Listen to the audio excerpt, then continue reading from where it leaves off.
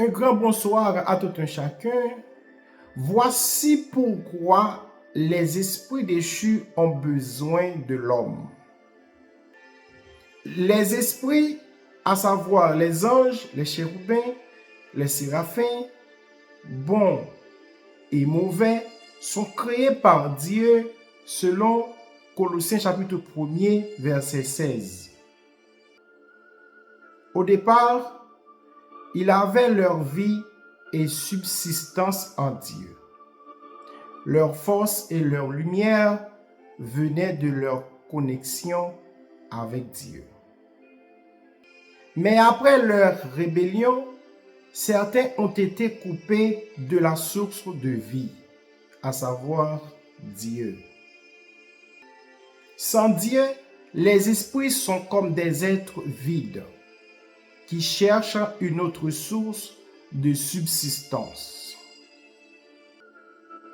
En Genèse chapitre 3, verset 14, Dieu dit au serpent, l'animal spirituel, le chef des anges déchus, « Tu mangeras de la poussière de tous les jours de ta vie. » Ici, la poussière symbolise l'homme formé de la poussière.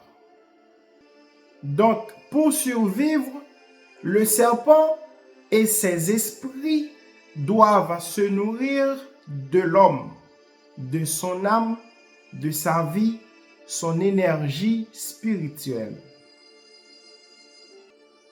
Les esprits impurs s'attachent à l'homme car l'homme a en lui la vie, selon Genèse chapitre 2, verset 7. Cette vie est spirituelle et invisible, mais elle se manifeste dans le souffle et dans le sang de l'homme.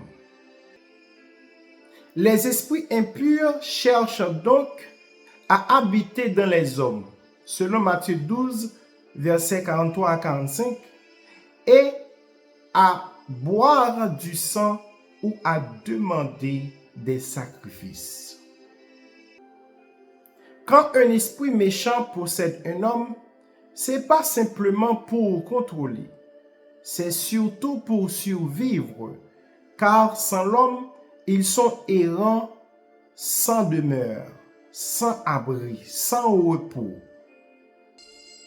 En possédant l'homme, les esprits méchants trouvent une demeure, une source de vie temporaire, une manière de continuer à exister activement. Au final, les esprits ont besoin de l'homme parce qu'ils ont perdu leur propre vie, leur relation avec Dieu. Ils se nourrissent de la poussière, à savoir l'homme, pour continuer à exister. C'est pourquoi ils cherchent à posséder, influencer ou demander le sang. Mes chers amis, la vraie vie ne se conserve qu'en restant connecté à Dieu, Jésus-Christ. Que Dieu vous bénisse.